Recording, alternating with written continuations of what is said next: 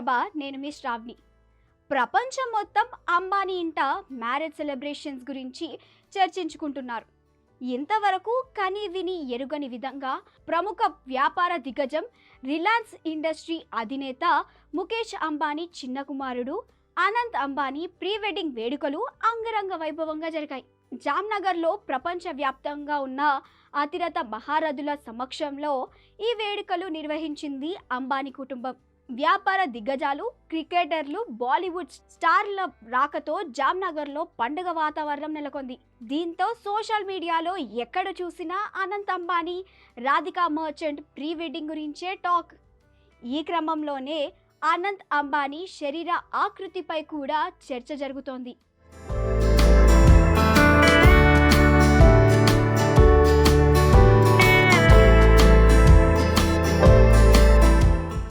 వేల లక్షల కోట్లకు వారసుడైన అనంత్ అంబానీ ఎందుకు బరువు తగ్గడం లేదు?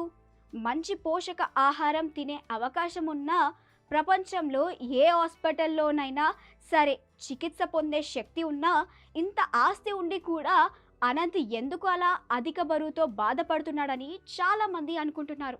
అతను లావ్ అవ్వడం వెనుక ఉన్న కారణం తెలిస్తే అయ్యో పాపం అనకమానరు. అతని కష్టం పగోడికి కూడా రాకూడదని అనుకుంటారు. అసలు ఇంతకీ అనంత్ ఎందుకు అలా బరువు పెరుగుతూ ఉంటాడు? కొన్నేళ్ల క్రితం పూర్తిగా బరువు తగ్గి స్లిమ్గా సినిమా హీరోలా మారిన కుర్రాడు మళ్ళీ ఇప్పుడు ఇలా ఎందుకు లావు అయ్యాడో తెలియడం లేదు.